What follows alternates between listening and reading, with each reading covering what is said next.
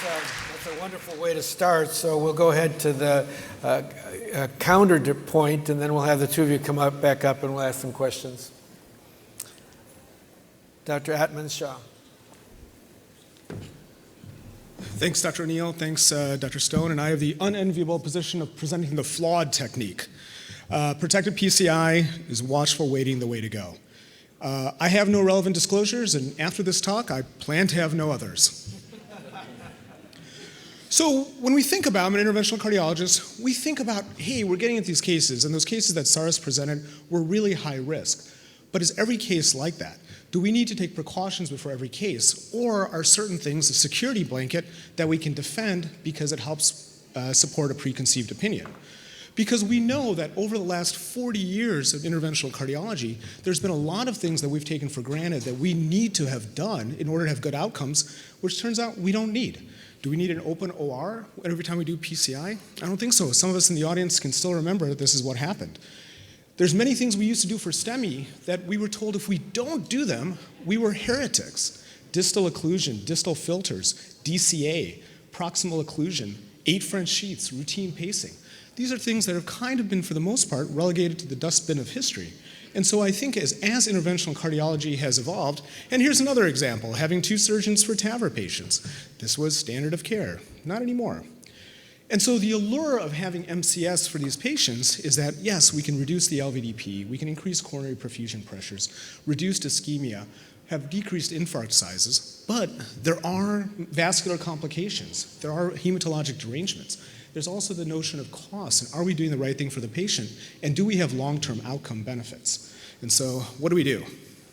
So I want to make the argument that interventional cardiology has changed. Long gone are the days of when we think about atherectomy, now we've got a shockwave balloon. We don't do DCA, we don't do rotational atherectomy as much as we once did. In fact, many of us in the audience will look at a lesion, now we've got a 48 millimeter stent that can be used for direct stenting, so the technology has changed. We've moved to where we're doing moderate sedation for TAVRs and even same-day discharge. Intracardiac echo for MitraClips and left atrial appendage closures, radial access. The time goes on and on, examples on and on of how interventional cardiology has progressed. But I want to spend a little bit of time, precisely 4 minutes and 50 seconds, talking about some of the data. So if we go back and we look at the IABP shock trial, looking at patients who had acute myocardial infarction and cardiogenic shock, having a balloon pump in did not really lead to decreased mortality at 30 days. There was some benefit in patients who were younger, but across the board, the vast majority of patients didn't show any benefit. CRISP AMI said, well, in IABP, they could do the balloon pump at any time. What if we put the balloon pump first? Really, even in patients with acute MI and shock, no significant difference between the two groups of patients. Well, are we looking at the wrong device? Here we are looking at an early prototype of an impeller-type device being put. This is P0.5 in terms of how it works. So do we need a better device? And so the IMPRESS trial looking at patients who had a STEMI and cardiogenic shock, and these were really sick patients. Almost 85% of them had a cardiac arrest. No difference between Impella use or intra-aortic balloon pump use. Well, we know that there's great data for Impella. The rest of the session will talk about how it affects certain hemodynamic parameters. But what if we look at some trials? Now, the beauty of having Dr. Stone up here is unmeasurable, but the RECOVER data and the RECOVER trial is going to help answer a lot of questions. So I'm going to rely on a lot of smaller trials to make my argument.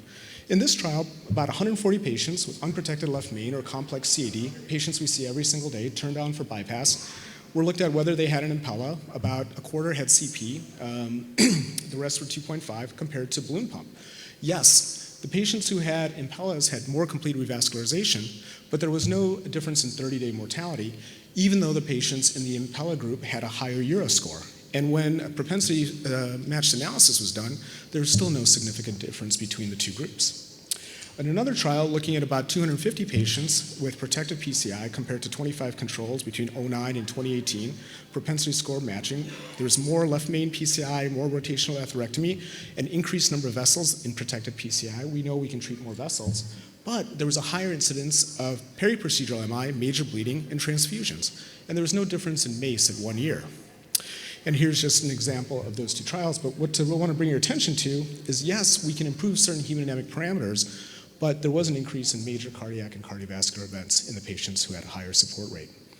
This particular trial, looking at Impella 2.5 patients with multivessel disease and severely reduced left ventricular function, small trial, 70 patients, approximately 30 underwent protected PCI.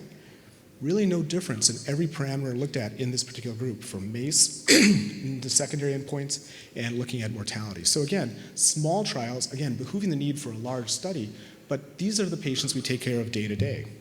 And in this very large, interesting trial that came out recently, looking at about 1,700 patients who were treated between 2003 and 2018, high-risk patients, unprotected left main, single remaining vessel, EF less than 35%, complex 3-vessel disease, aortic stenosis, mitral regurgitation. And here we can see the types of patients that were included. We can see the overall outcomes of not putting MCS upstream. Unprotected PCI was pretty low in this very high group.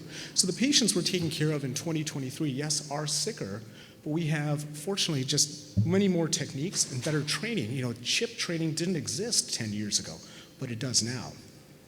And so in a very interesting analysis, this trial then looked at what was presented in the PROTECT2 database and looked at that data and compared the two.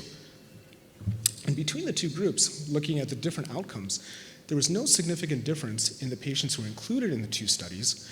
Unfortunately, no significant difference except for increased repeat revascularization in patients who had unprotected PCI. So with that, I want to wrap up and have time for questions. That there are many studies that suggest hemodynamics may and are improved in assisted PCI. Putting in protection before PCI can improve hemodynamic endpoints. But these hemodynamic endpoints have not been translated into large-scale, meaningful clinical outcomes. Putting both a balloon pump and Impella tandem are associated with significant procedural morbidity and mortality, and while crash MCS may be associated with increased stress and risk, the overall number of crash MCS are low, fortunately. And so there's maybe a role for the highest of the highest risk patients for prophylactic MCS and additional trials. And with that, I'd like to end. Thank you.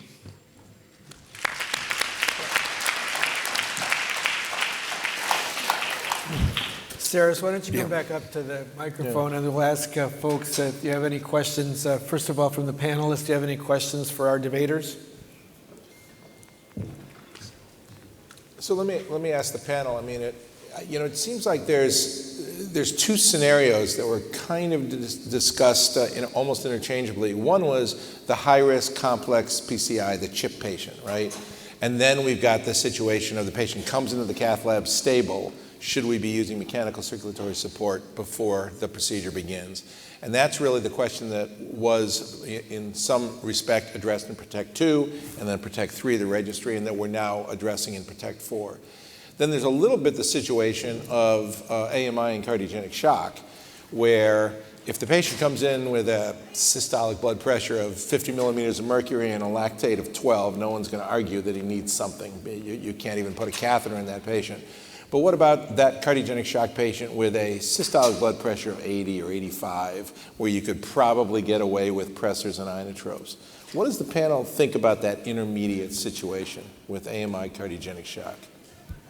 First question I would ask is, what is the LVEDP before you start doing all those things? I mean, I think if you have the patient coming in who looks terrible, in an AMI certainly, we would probably try and get either an LVEDP or access for a PA catheter, and at least understand some of the hemodynamics. At the minimum, the LVEDP. I think you go back to the the CHIP patient. Is it a normal ventricle, EF of 60, maybe some reserve, or an EF of 30, which many of them are? And how do you approach that? Yeah, I mean, I think we have to go through some decision tree of how sick they are or appear to be. Granted, a normal ventricle can go to crap just as quickly as a bad ventricle when the intervention goes bad, but I mean, that would be how I approach it. So quick question, AMI cardiogenic shock.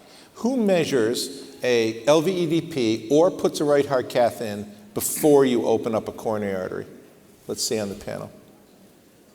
So 4, and who doesn't? So 2 people say we got to get the artery open as soon as possible, and 4 people would measure hemodynamics. Bill, you want to comment on that? Yeah, we've got a lot of data that the right heart cath has been the biggest advance, and I'll talk about that during my lecture on NCSI, but I think that that's been the single most potent intervention. I think if you're going to be using any kind of pharmacologic or mechanical support, you have to drive it with something. Otherwise, you're just driving in the blind, and you don't know what you're dealing with and how badly perturbed the hemodynamics are and what the consequences of your future actions are. So we've seen across the country that the number one throughout the nation when people are using MCS for cardiogenic shock, that the one most predictive best practice for improving outcomes is using a right heart cath and monitoring hemodynamics. Right, but in terms of, can you wait until the procedure's over, after you've opened the infarct artery, before you measure those hemodynamics? So we grew up, and I'll just say, both you and I were pretty strong believers of actually measuring left ventricular end diastolic pressure, which is very, very quick, and even doing an LV-gram before we would shoot the coronary arteries. Then we'd shoot what we expected the non-infarct coronary to be with the diagnostic catheter, the infarct artery with a guide. And we probably wasted 3 minutes, and we'd find out what the LVEDP was, whether there are any secondary complications of myocardial infarction, et cetera. But you can't get people to do that anymore. No one wants to take that time. No one wants to give 30 cc's extra contrast. But we're talking on a spectrum. Like here, we're presenting a CHIP patient who's hemodynamically stable, who's very different from a cardiogenic shock in AMI, which again is two different. Cardiogenic shock in AMI with a 90 systolic blood pressure is cardiogenic shock, and cardiogenic shock in AMI with 3 pressors and rocket fuel is also shock. So I think the problem with all the trials, and that's why your talk was so timely, we never protocolize the hemodynamics, so we don't know what the data is. We never protocolize the initial escalation of devices. We never protocolize what we do while the patient is on the device. We never protocolize what we do for de-escalation and what strategies to take out. Right. So if these things are not there, then you have to go by your gut feeling.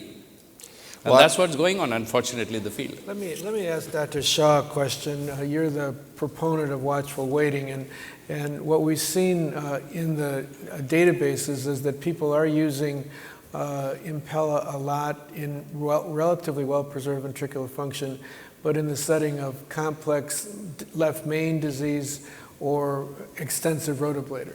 So if you had a patient that has 2 highly calcified lesions and has an impaired ventricular function, how would you handle that patient, thinking that you're going to be using rotablator? Does rotablator impact your decision-making about whether or not to support those patients? Yeah, thanks, Dr. Neal. 100%, absolutely. And I think the data shows over and over again, when we're using rotational atherectomy, there is significant benefit to having a protection during the PCI. My argument, to push back a little bit, is I would say a lot of the lesions that we would use rotational atherectomy for, we're using shockwave now for. And so in those cases, how do we determine how much calcification, what's the arc of calcification, what's the length of it? And I think the other things, if they've got calcified coronaries, do they have a calcified aortic valve?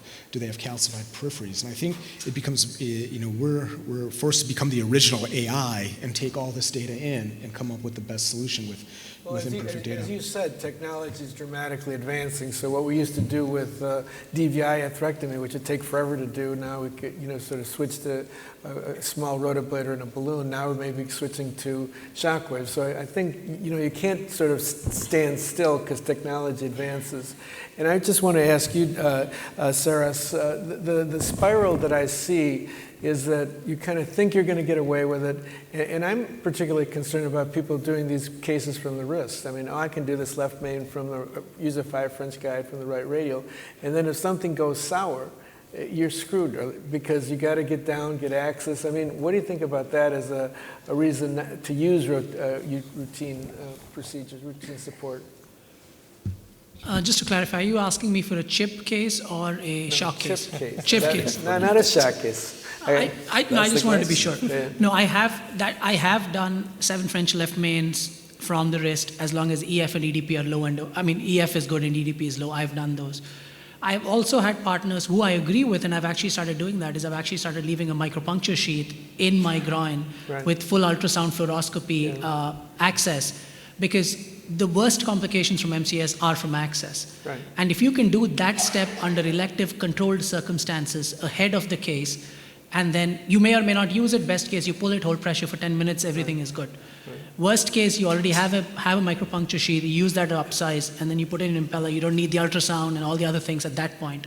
So the last thing you want to do is start getting femoral access while somebody's doing CPR. correct. Which we've all done, and it's a mess, and you can get it, but then that groin looks like horrible the next day. So I think that be prepared is the best cure.